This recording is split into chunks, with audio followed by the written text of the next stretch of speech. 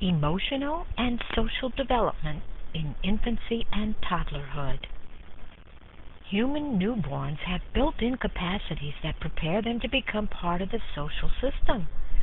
But because the cortex of a newborn brain is too immature, it cannot support complex social skills, inferential ability, a sense of purpose, and will. Trust is a major developmental issue in infancy. Human babies are dependent longer on the care and help of caregivers than any other mammal. They develop trust depending on early experiences. Erik Erikson proposed a theory of psychosocial development which has trust established in the very first stage of psychosocial development. At least trust is established if early experiences promote it and the first stage is successfully resolved. The crisis of this first stage is called trust versus mistrust, with trust being a positive choice and mistrust the negative alternative.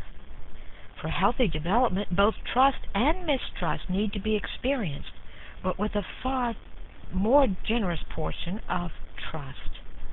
This stage lasts from birth to 12 to 18 months.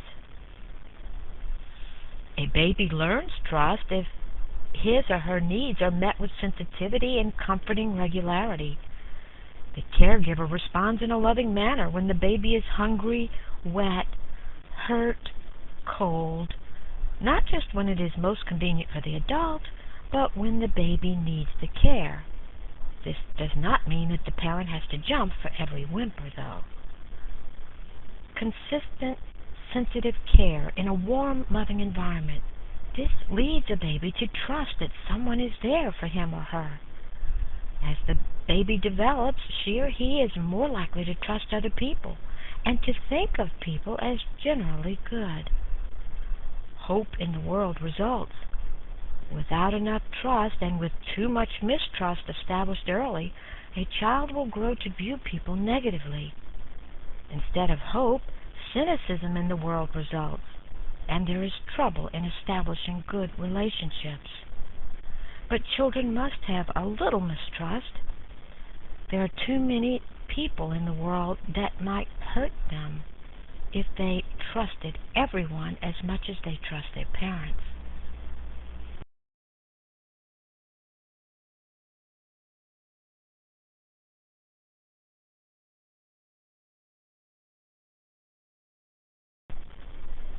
A move toward independence is another developmental issue in toddlerhood. This brings us to Erikson's second psychosocial stage, autonomy versus shame and doubt. This psychosocial stage occurs from 18 months to 3 years. Autonomy is the positive choice, and shame and doubt are the potentially negative alternatives. With a move toward independence and autonomy, toddlers need less physical closeness. They can tolerate substantial distances between themselves and parents, provided they themselves initiated the separation. Psychological contact, however, must be present. The toddler must know that the parent is available upon request, that a reassuring nod or a smile will be forthcoming if needed, that all she has to do is look towards mom or daddy, and the appropriate social cue will be delivered.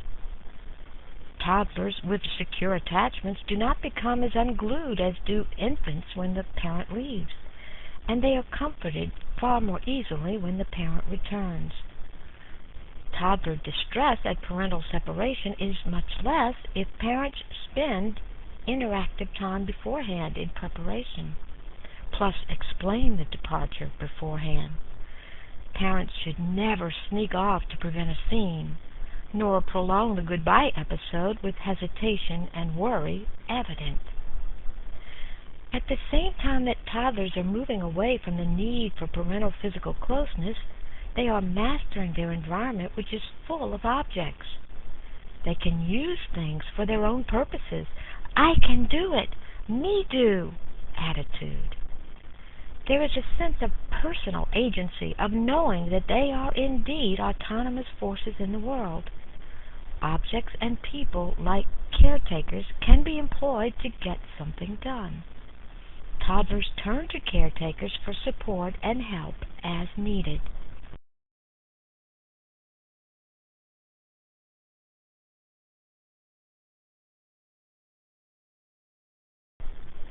Becoming independent or autonomous brings us to the stage known as the terrible twos. Oppositional, stubborn behavior is expected as part of the terrible twos of toddlerhood. But these temperamental outbursts and difficult moods are not the most common behavior. Other compliant, helpful, innocently interested, and enthused behaviors are far more frequent. It is just that parents tend to remember the more intense episodes more. The terrible twos period is normal testing of the new notion that they are individuals and have some control, some power. This is a normal manifestation of the need for autonomy. They want to try out their new ideas.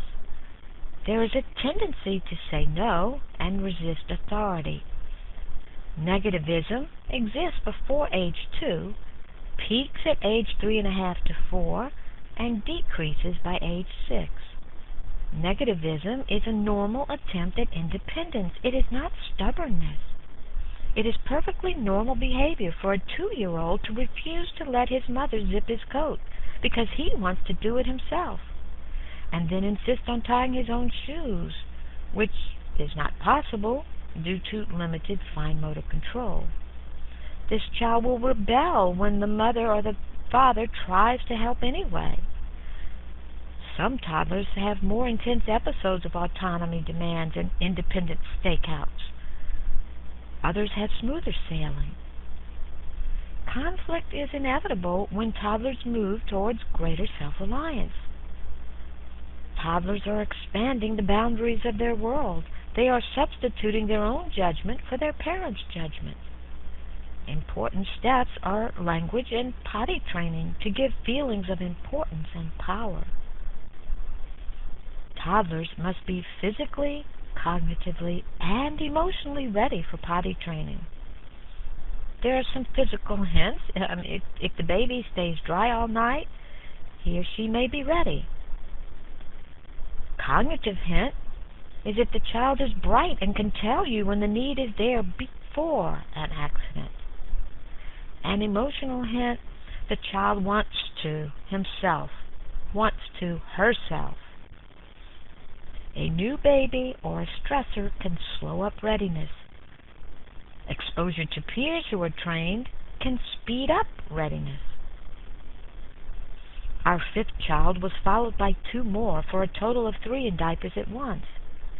At age 3 years and 3 months, this 5th child was not ready to give up the attention required during diaper changing that the other 2 intruders still received. If you wait until the toddler is ready, the entire process will take less than a week. No fuss, no muss. That's what happened with this child. For me, I'd much rather change a diaper than mop a puddle or worse. Unlimited freedom is not good, safe, or healthy. Self-doubt helps children recognize what they're not ready yet to do. The key is balance. Shame helps children learn to live by reasonable rules. Adults must set appropriate limits. Doubt and shame help children recognize the need for limits. A critical factor is the parental response to the toddler's blossoming autonomy and independence. If handled correctly, a toddler will grow in self-esteem and will have more self-control capabilities. A parent must exert control or definite limits, yet at the same time must not only allow but encourage independence and growth.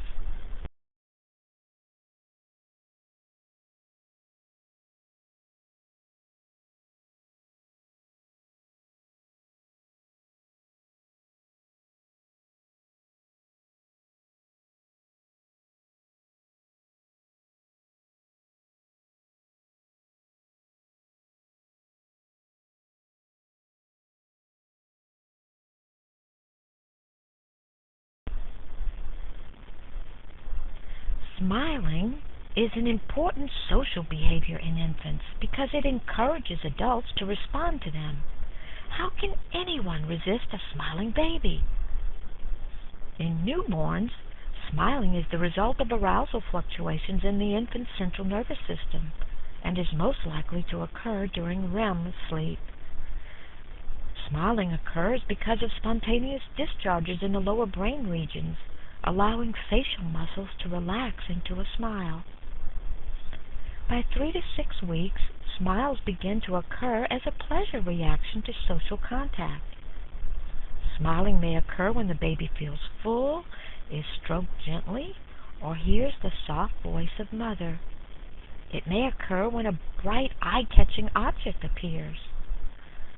By the age of 6 to 10 weeks, babies will likely smile in response to any human face, but will smile more for people they know. This smiling is due to recognition or reaction to familiar stimuli. This smile is a reaction of pleasure. The baby enjoys recognizing something familiar, a human face. At 3 to 4 months, the baby will also laugh out loud for certain sounds, or perhaps a raspberry kiss on the tummy, or the adult doing something unusual or unexpected. By the age of 4 to 5 months, the baby will preferentially smile at familiar people and stop smiling for those he or she does not know. These are true social smiles. Happiness can occur or is expected to occur by 3 months, anger and sadness at 4 to 6 months. Fear is expected at 6 months, including stranger anxiety at 6 to 7 months. Fear of a doctor's office peaks at 8 to 12 months.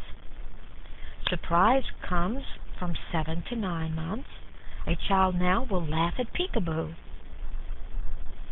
Separation anxiety is expected beginning at 8 months to 24 months, peaking at 12 to 18 months. Self-conscious emotions come after 18 months. Embarrassment, shame, guilt, and positive self-evaluation. Envy happens by age 3 years. The appearance of emotions depends in part on biology and the development or maturation of the brain. Emotions or feelings also depend on experience and environment. The biological blueprint which allows for the emergence of emotions can be altered by experience. For instance, fear, which normally begins at 6 months, can occur much earlier in babies who have been abused.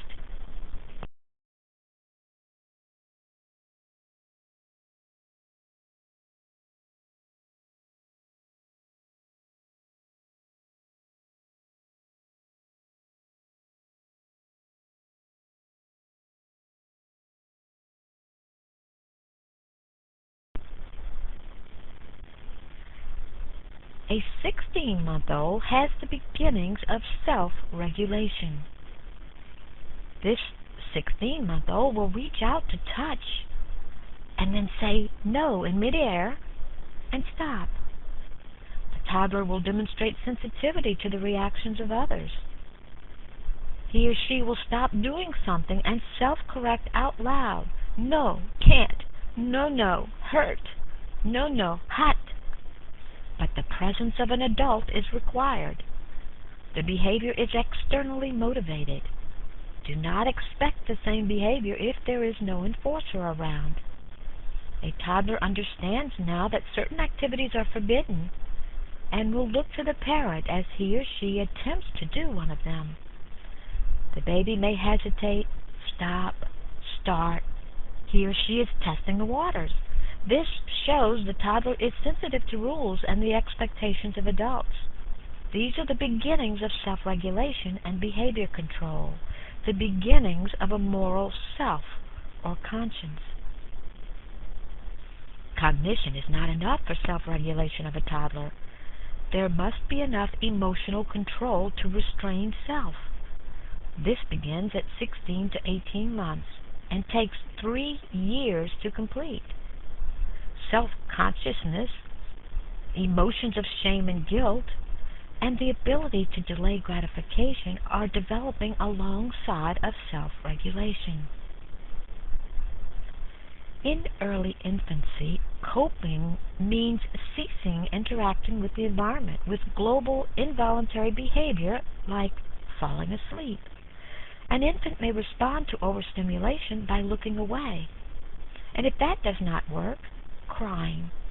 This is baby's way of saying, "That's enough, I've had it." Coping in the second half of the first year involves maintaining organized behavior while staying in contact with the environment. Baby does not have to sever contact with the environment in order to cope with something new or unfamiliar or unsettling. Baby may scurry to mom or dad or signal them for help. Babies need to be placed in their beds before they are fully asleep. They need to be able to go to sleep on their own. They need to have good sleepy feelings associated with their own bed and develop confidence in their own ability to cope and comfort themselves. Some suckers have a built-in coping mechanism. A true conscience involves more than self-regulation. Self-regulation judges right and wrong because someone else, the parent, said so. Self-regulation is situational compliance. It allows a toddler to comply with a parent's rules and depends on parental presence and control.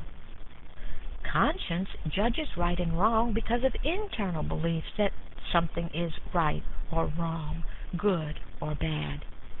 Emotional discomfort is felt when internal beliefs are violated. This is called deviation anxiety, the negative feelings felt when a 24-month-old toddler is doing or is about to do something wrong. Toddlers with the beginnings of conscience are guided by the feelings of uncertainty and discomfort that violating rules arouse in them. Deviation anxiety. Conscience in its earliest form is committed compliance, not requiring parental presence or reminders.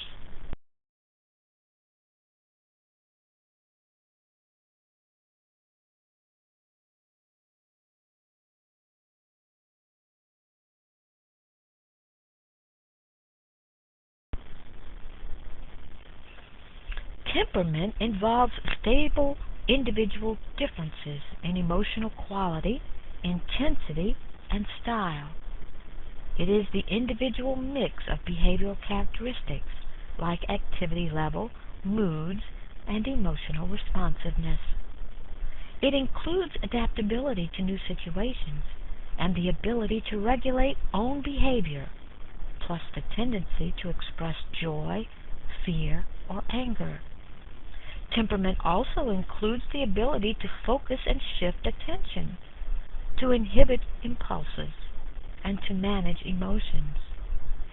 Temperament forms a base on which personality develops. It is the how of behavior rather than the what. Temperament is like a genotype or basic pattern, and personality is like a phenotype which takes the temperament or genotype and its interaction with experience and the environment. Temperament, though relatively stable, can be altered by experience and child-rearing practices. Stimulating, smothering, talking, not talking, explanations, commands, choices, encouragement. Reciprocity plays a big part in temperament. The baby picks up cues and responds, and so does the parent in response. It's a two-way street, a social give and take, reciprocity. Temperament can be described as easy, difficult, and slow to warm up. These three categories were forged after the New York longitudinal study done by Thomas, Ch6 and Birch. This study followed 133 babies from infancy to adulthood, beginning in 1956. Soon after birth, the researchers learned Babies display 9 factors of temperament. The 9 factors of temperament are activity level, regularity or the predictability of hunger, sleep, and elimination, approach withdrawal when initially exposed to something new, adaptability or adjusting to something new, responsiveness threshold or the amount of stimulation needed to get a response, intensity of reaction, quality of mood, consistently pleasant or unpleasant, distractibility, and attention span. 40% of infants are easy. The child eats and sleeps with regularity, adapts well to change, acts happy. 10% of babies are difficult. The child is irritable, hard to console, cries more, has poor eating and sleeping habits, laughs loudly, needs more warning time later to put away toys, needs more preparation time later for a move to another house or a new baby. 15% are slow to warm up. The child displays a few intense reactions, or really there's no amount of intensity here. The child neither displays intense positive reactions or intense negative reactions. The child is passive resistant, will drool out unwanted food rather than spit it out at you. These slow to warm up infants will gradually develop a liking for new stimuli after repeated and unpressured exposures. 40%, 10%, 15%. That does not equal 100. The remaining 35% do not fit neatly into one of these 3 categories and may be various combinations of them. Predictions of later personality are less reliable using newborn behavior than they are using the behavior of 2-year-olds. Displayed personality traits become more stable and are apt to hang around for a while as a baby ages. When considering parental assessments concerning the temperament of their infants, you must remember that their reports are subjective. Pregnant mothers who reacted more negatively to a recording of a baby crying were also more likely to describe their own babies 3 months after delivery as fussy, difficult, or unpredictable. Temperament, whether a baby is to be easy, difficult, or slow to warm up, is partly determined by genetics and largely influenced by environment. Temperament can be substantially modified by experience.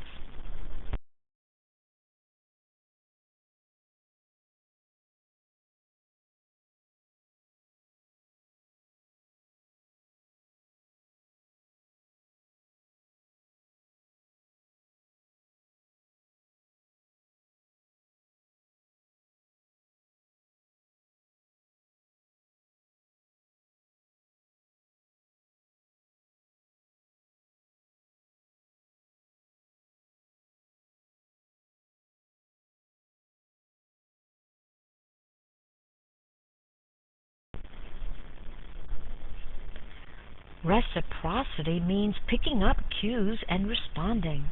It's a two-way street, a social give and take.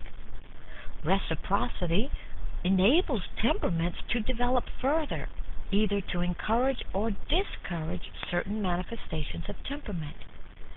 A baby's tendency to become upset may be because of temperament, but how the baby copes with the upset is due to experience and availability of caregivers, and contributes to personality formation. Inborn characteristics trigger parental response, which turns mere tendencies into established traits. Reciprocity begins developing if the parent is responsive to the baby's signals, especially when the baby is able to stay awake and alert and interact actively with the environment for longer periods of time, and especially when the baby is able to control and coordinate his or her actions. Reciprocity examples are a father patting his baby on the head, Then the baby smiles, and then the father smiles back, causing the baby to reach out for him. Reciprocity involves sensitive care, the fitting of caregiver behavior to the perceived needs of the baby. This sensitive care or attunement leads to parent-baby interaction that cannot be forced. The parent must entice a baby's attention and involvement and interpret the baby's responses correctly so that the parent will know when to modify the stimulation and how to pace it. Sensitive care requires the reading of moods and signals given by the baby. It tells a parent when to back off or when to stimulate some more. One of the first signals that a baby has had enough stimulation is when he or she looks away. This may be followed by crying or obvious distress if the stimulation is continued anyway. Sensitive care requires consistent responding to the baby's needs. When feeding a baby a bottle, a parent will pay attention to the sucking reflexes and adjust his or her behavior accordingly, allowing more time if the sucking is still strong, and stopping the feeding when the sucking decreases. A parent will allow a baby to rest his sucking reflex, realizing that frequent pauses are necessary. A parent soon learns when it is time for a burp and when it is time to jiggle the nipple to entice a sleeping baby to continue sucking. It doesn't always work. Sensitive care is learned best just in the natural order of taking care of the baby. Personal experience with this particular infant teaches what type of sensitive care is required, and it teaches it better than professional rules or grandparent advising. Mutual social exchanges and interactions, reciprocity, are gradually refined by way of a technique called shaping. Shaping is successive approximations of social communication. Pauses, turn-taking, babbling, reaching. These are encouraged and rewarded, leading to the final goal of real social interaction, real two-way reciprocity.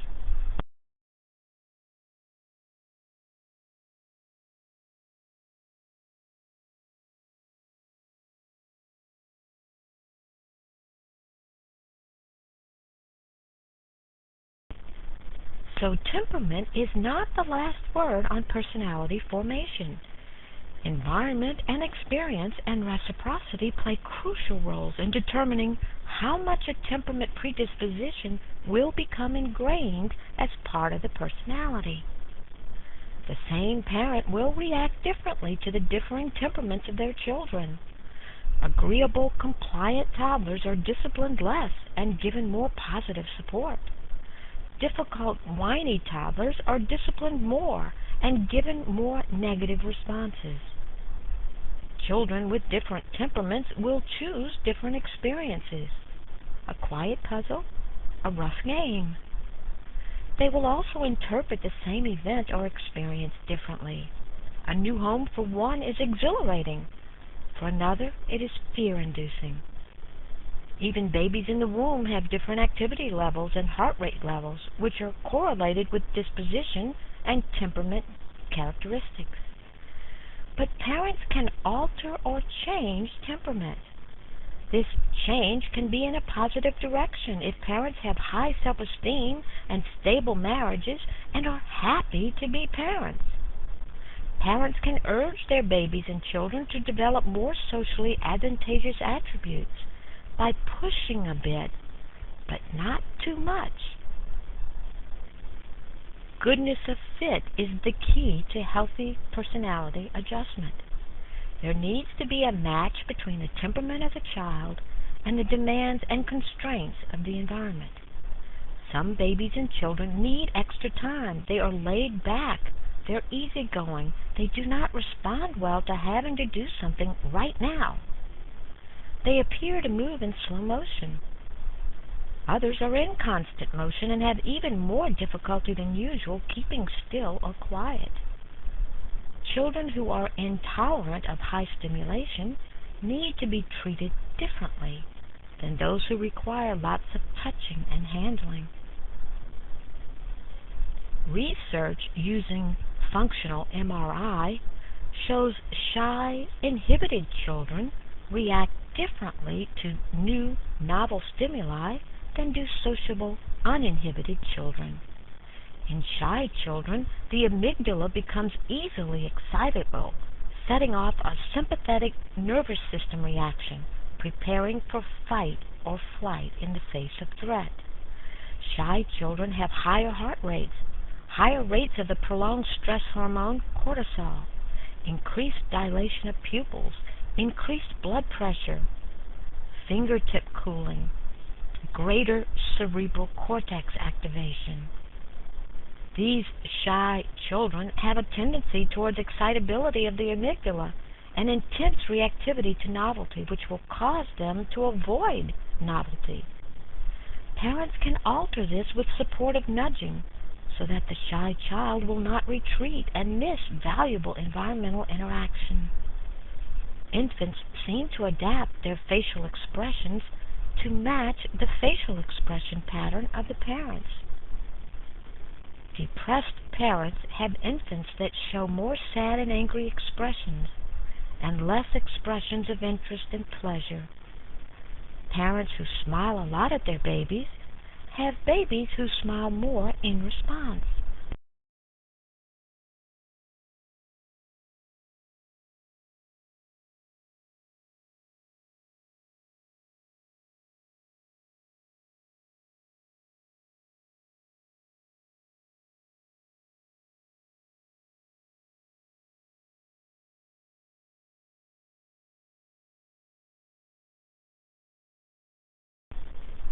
The emotional states of the parents and the emotional states of the baby feed on each other. Reciprocity, social give and take. If there is conflict between the moods and styles of the baby with the moods and styles of the mother or the father, whoever is the primary caretaker, there is said to be a mismatch. If a baby is prone to distress and easily upset, and the parent has a high need to control, this combination is a mismatch. It may lead to anxious attachment. If there is adequate social support, a caregiver can compensate for difficulties presented by the irritability of difficult babies and the mismatch of baby and caretaker. Irritability can be a temporary thing depending on circumstances and the availability of sensitive care. Or it can intensify due to the unavailability of sensitive care and become a more stable and enduring personality characteristic, with a difficult child being the result. Negative cycles which perpetuate the difficulties babies experience can be found in babies who need more support and consistent handling, babies who are harder to care for and receive less of what they need. It can also be found in toddlers who act detached and parents who are emotionally distant in response. So the parent is not solely responsible for a relationship. The child's reactions and behavior maintain the parent's style of parenting and caregiving. Then there is also the wider context to consider. Social and economic factors like job loss, little pay, family and partner support, health, other stressors. When these type of stresses are reduced and the disruptive life changes, then you can also expect the relationship between parent and child to change for the better. Psychological support from a spouse will allow a caregiver to parent better, with more pleasure and less stress.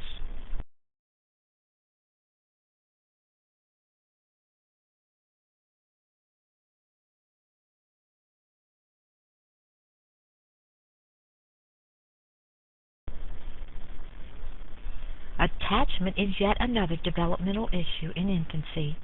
Attachment evolves from trust.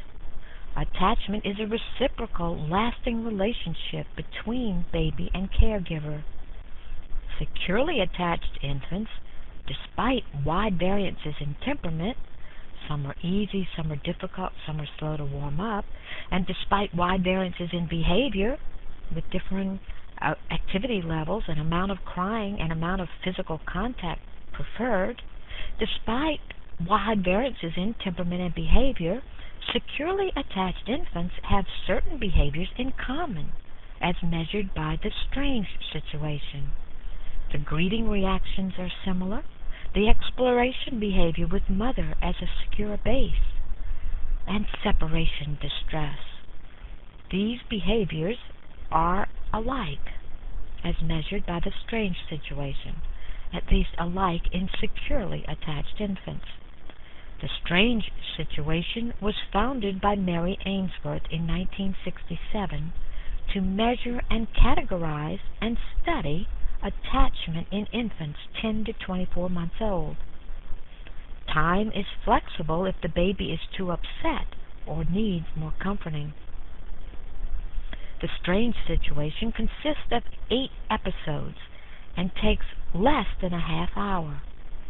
It measures attachment more by the behavior displayed by the baby when the mother returns rather than when she leaves. The initial research was done on baby-mother teams. There was no fathers in this initial research.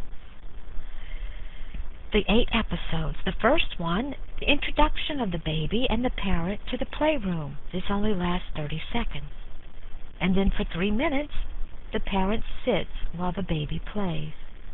In the next 3 minutes, a stranger enters and talks to the parent. The parent leaves for 3 minutes and the stranger offers comfort. The parent returns and the stranger leaves. This is also a 3-minute episode. Then the parent leaves for 3 minutes. The stranger enters and offers comfort for 3 minutes. The parent returns, comforts, and tries to re-interest baby in toys for 3 minutes.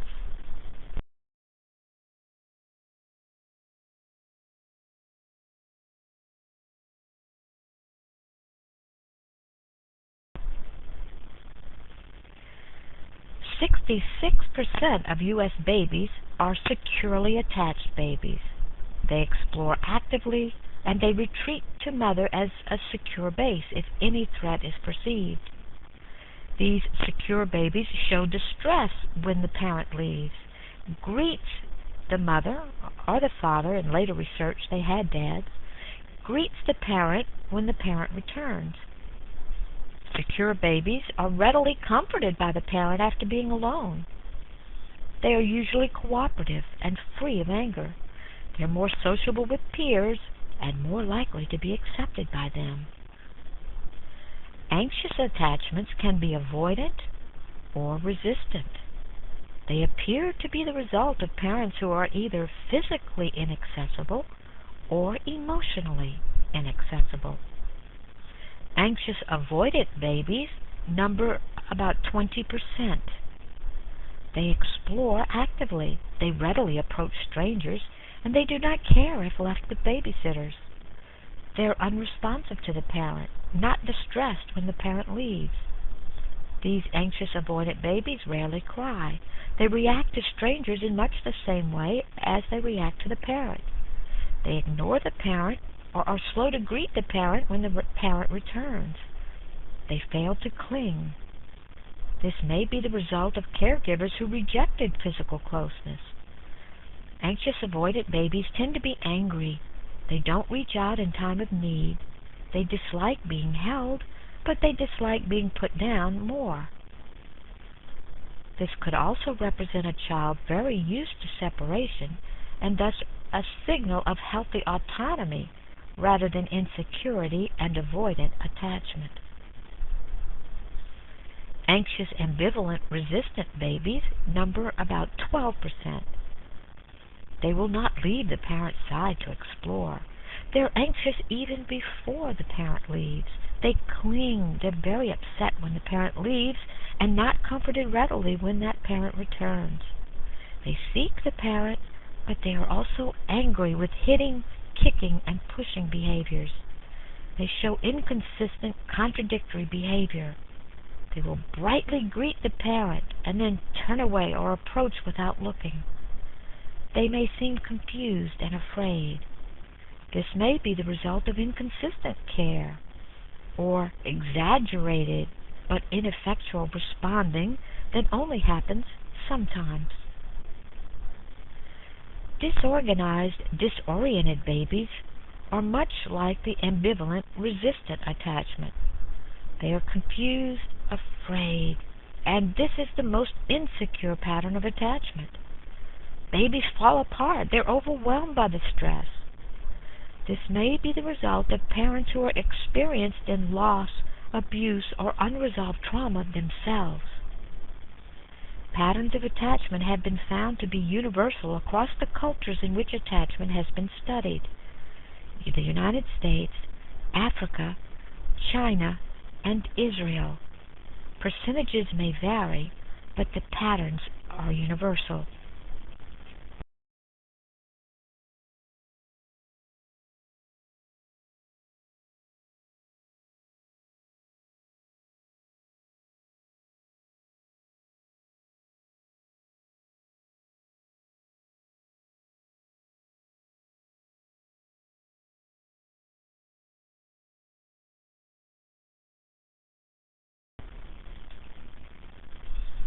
As for intervention strategies for high-risk babies and anxious attached babies, they must focus not just on the baby, but on the caregiver and the interaction between the baby and the caregiver.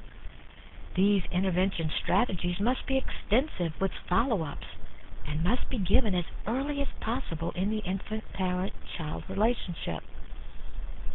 2-year-olds with secure attachments as infants were found to display more enthusiasm, more positive emotions, less frustration, more persistence, flexibility, and cooperation.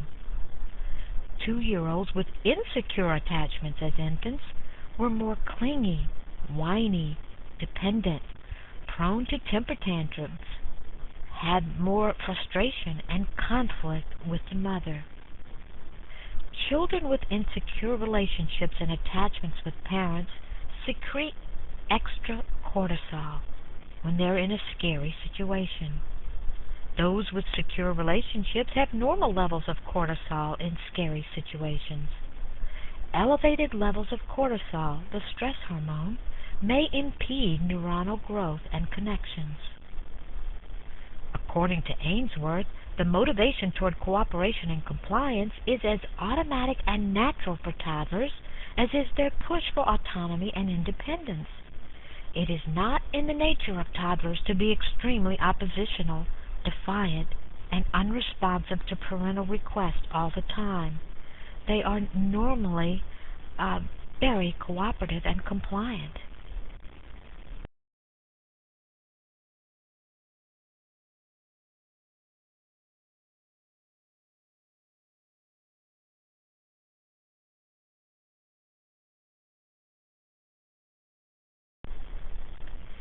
Depressed parents need help, especially the primary caretaker.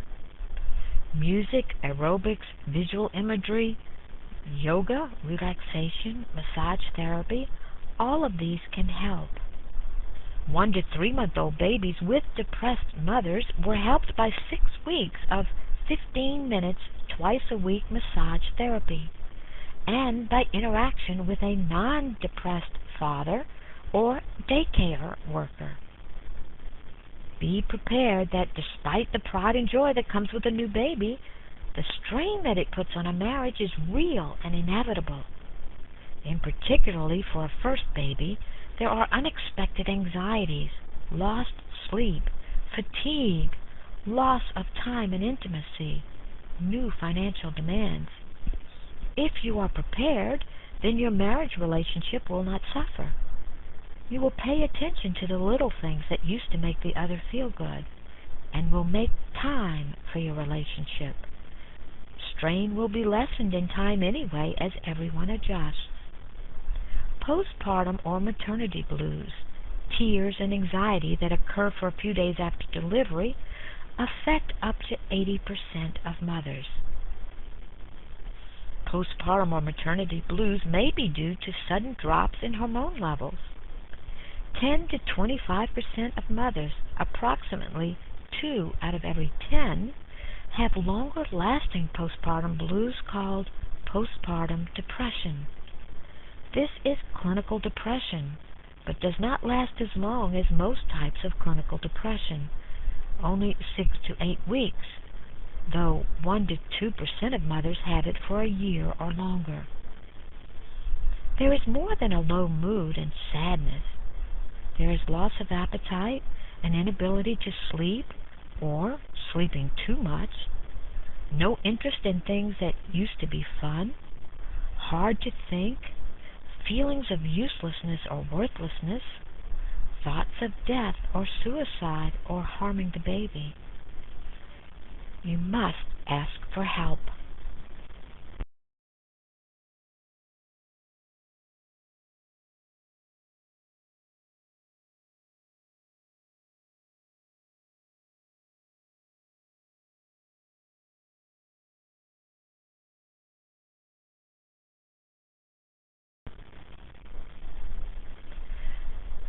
The growth of sociability. Toddlers become more competent in their social interactions with adults and other children.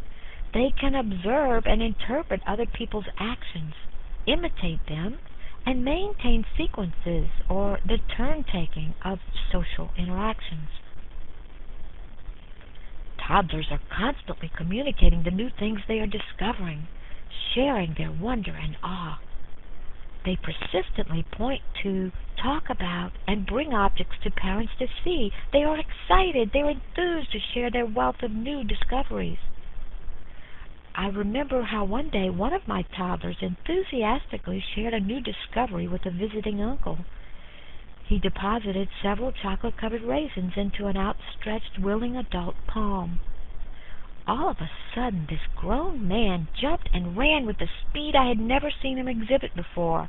He haultailed it into the bathroom as if acid had just been poured on his hand, and he washed and washed and washed. The raisins were tiny nuggets of BM, or baby poo. The child was sharing a new discovery. When toddlers share newfound discoveries, they are demonstrating not just sociability, they're also displaying the beginning ability to take another person's perspective. Just because they see and appreciate something does not mean the parent sees it, so they decide to bring it closer or to alert attention that it exists. Come see, come see. An experiment was done with 14-month-olds and 18-month-olds. Each baby was given a bowl of goldfish crackers and a bowl of broccoli. When a researcher acted like he or she liked broccoli and asked for some, 14-month-old babies offered goldfish crackers instead, refusing to believe the person actually preferred broccoli. 18-month-old babies did offer broccoli. 18-month-olds were aware that different people want different things.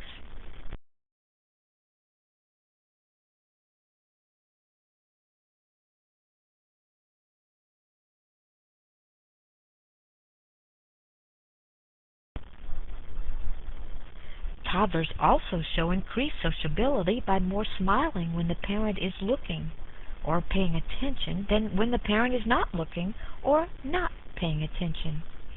This shows that a toddler has learned that communication requires a receptive partner.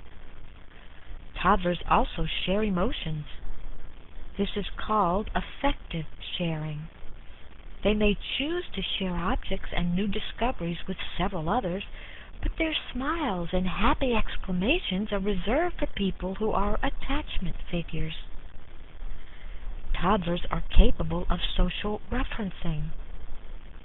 They can take unspoken cues like the facial expression or tone of voice from another person and use them to guide their own behavior. Social referencing is used mostly when the situation is ambiguous or not clear. If the situation is clearly frightening, then the toddler will avoid it even if the mother smiles encouragingly. If the situation is clearly pleasant, then the toddler will approach it even if the mother retains a neutral expression. If the situation is not clear, then the toddler looks to the mother or the parent for a reassuring social cue before deciding whether to approach or to avoid. Between the ages of 1 and 2 years, toddlers respond more and more to their caregiver's emotional cues and signals.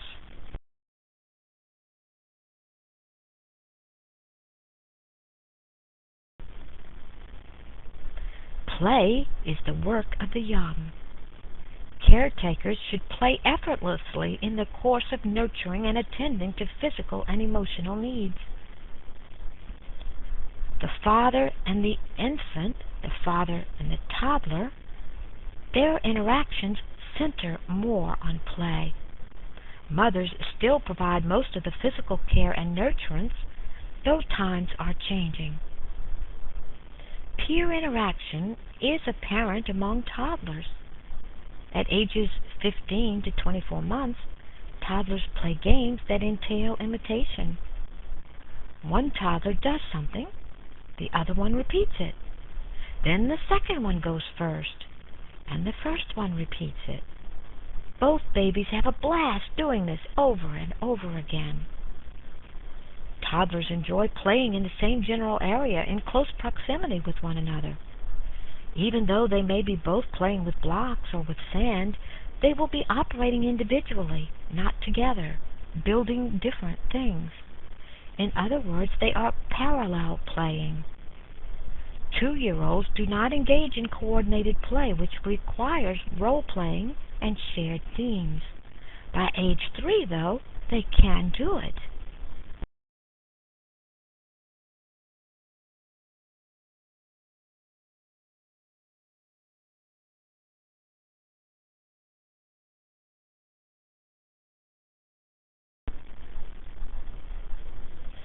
Siblings share the same parental values. They share roots. These are the longest-lasting relationships of life. When a new baby is coming, to prevent problems, there are certain things you can do. And most new baby problems are gone by 8 months if these things are done. You make the changes well in advance. If it's going to necessitate a move from the baby bed to a toddler bed, move that toddler long before the baby comes and takes his bed away. Rivalry and affection are both going to exist between the siblings or among the siblings. The more securely attached to the parents, the better the siblings get along. But no matter how securely they are attached to the parents, there's going to be rivalry. Sibling conflict increases when the younger child reaches 18 months of age. Siblings learn how to fight, disagree, and compromise within a safe, stable relationship, a relationship that's still going to be there. It's best to allow children to solve their own problems unless the anger is intense or unless there is a victim or abuse. Diffuse the conflict. Diffuse it by acknowledging the feelings of each sibling, by describing the problem, and by leaving to let them settle it. Spend alone time with each child. This is crucial, even if you only have 5 minutes at a time. Find some alone time to spend with each sibling.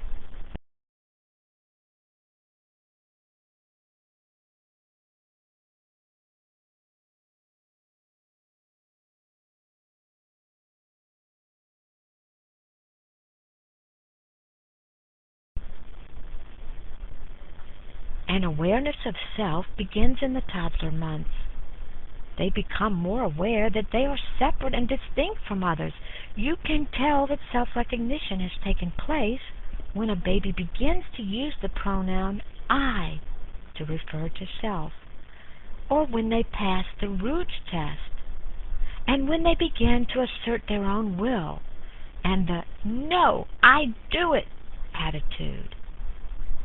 The Rouge test is a dab of rouge being placed on the nose of a 20-month-old and then placing the baby in front of a mirror. The toddler will respond by touching the rouge on his or her own face, not on the reflection.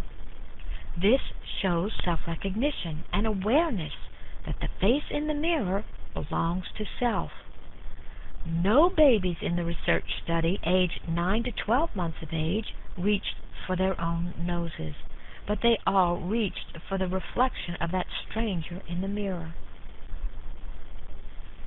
Self-recognition is related to cognitive development. The more severe a child's mental retardation, the more delayed are that child's self-recognition responses. Along with recognizing self, toddlers begin to understand others better. They can turn take, and they are beginning to realize that the other person has separate roles and intentions and rights. It is not until the end of the second year that the toddlers understand that possession is 9/10 of the law. A 24-month-old is less likely than an 18-month-old to take away a wanted object that another toddler has first. 12-month-olds are more likely to negotiate for the toy rather than jerk it away.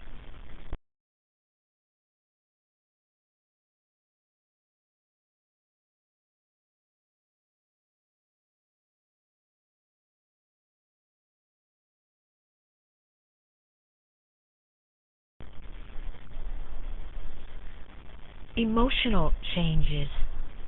The toddler becomes more tolerant to intense emotions and high stimulation. The toddler can enjoy more rough-and-tumble games.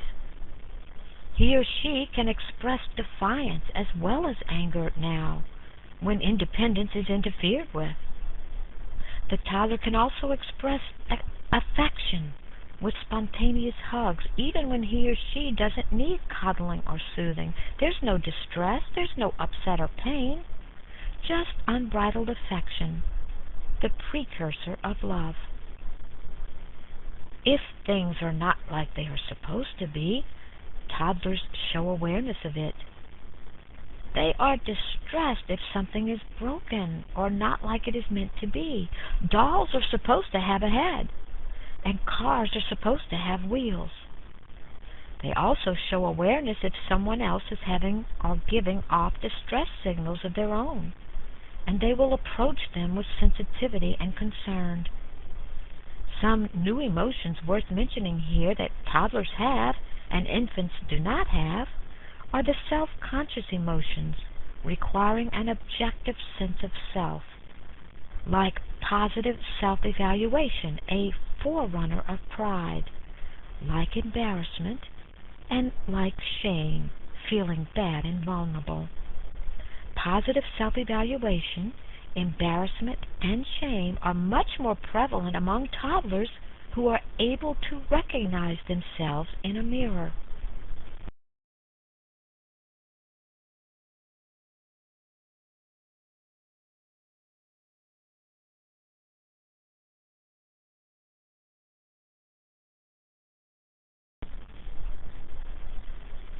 Discipline. Special care needs to be taken when disciplining toddlers. The sense of self is quite fragile, and the baby will feel that he or she is bad down to the toes when punished. Toddlers do not need harsh punishments. Those parents with the most trouble from toddlers practice simple control, like, "Stop that," instead of "Stop that, you'll get your fingers caught." Those with the most trouble from toddlers have no respect for the child, versus those with less trouble who believe the child has rights and deserves guidance and explanations. Control without guidance leads to escalation of misbehavior, non-compliance, and parental anger. We're dealing now with an authoritarian style of parenting. This rhymes with barbarian. Authoritarian is not effective. Control with guidance leads to increased positive response. This refers to authoritative parenting, the most effective type of parenting.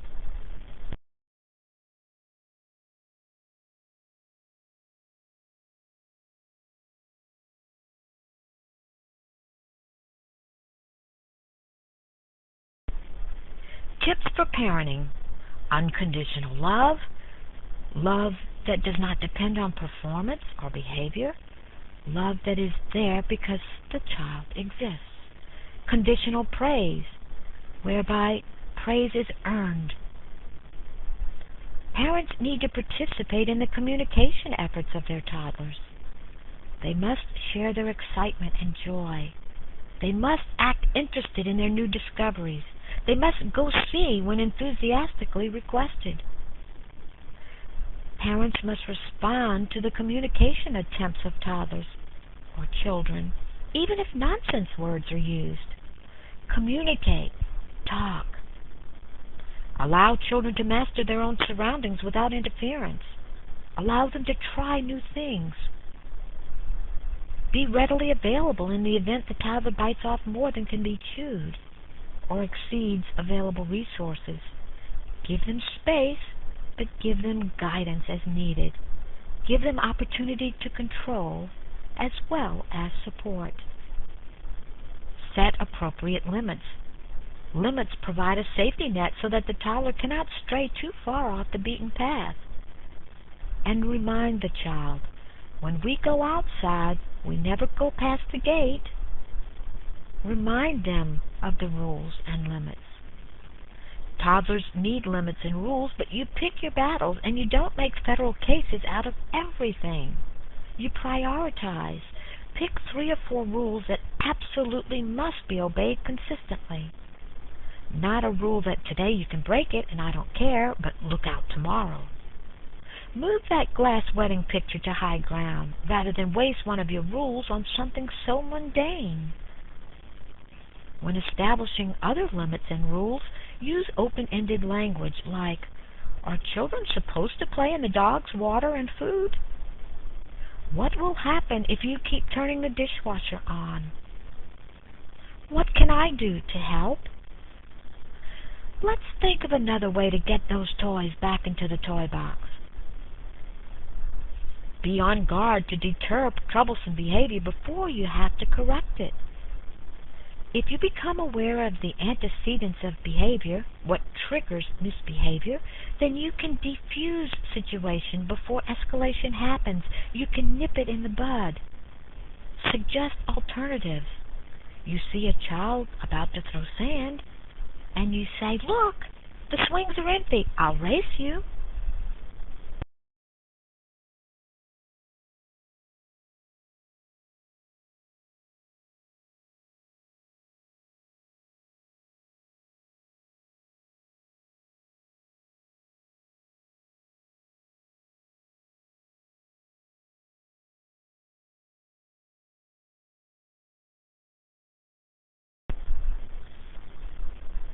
Give warning times before the end of play. Link end request with pleasure. It's time to stop playing so we can have our snack now, or sing our song, or go to the store. It's not always possible to link end request with pleasure, but when you can, do so. Guide gently, especially with fearful or anxious children who get upset when they misbehave. Even bolder children respond better to cooperative appeals instead of threats. Securely attached children comply more. Try not to schedule grocery shopping or errands at a time when your toddler is hungry or tired or just had a booster shot. Catch the child being good and reward with hugs and praise several times every single day. Celebrate success every possible chance you get. Manipulate things so that success is inevitable. Set the stage so that failure is impossible. You're the adult. You can do it. The more success a child tastes, the more incentive there is to do it again. Keep the atmosphere as positive as possible. Model joy, enthusiasm, and positive moods. Smiles are contagious. Don't you prefer to be around happy people rather than complainers and negativity?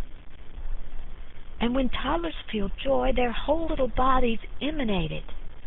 How much better to praise a toddler with smiles and genuine pride for putting his or her own shoes on, rather than frown and point out that the shoes are on the wrong feet. A warm relationship with parents makes the child want to cooperate and please. Look at the glass as half full, not half empty. Keep toddlers busy with large empty boxes to play in and safe things to climb on and jump on. Remember, they need psychological nearness, even if they are pulling away physically. Make the house child-friendly, safe to explore without breakage. Reduce the amount of no-nos that you have to say.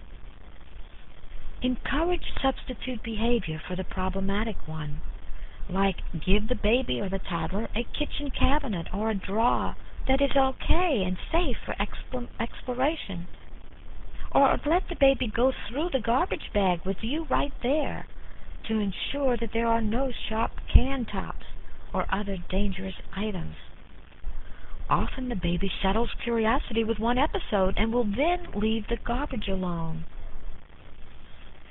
Expect less control during times of stress, like when the baby or you are ill, during times of divorce or birth or a move to a new house or neighborhood. Also remember that on some days hardly anything works, no matter how skilled you are in parenting. On those rare days when you are toying with the idea of putting your children up for adoption, remind yourself that tomorrow will be better.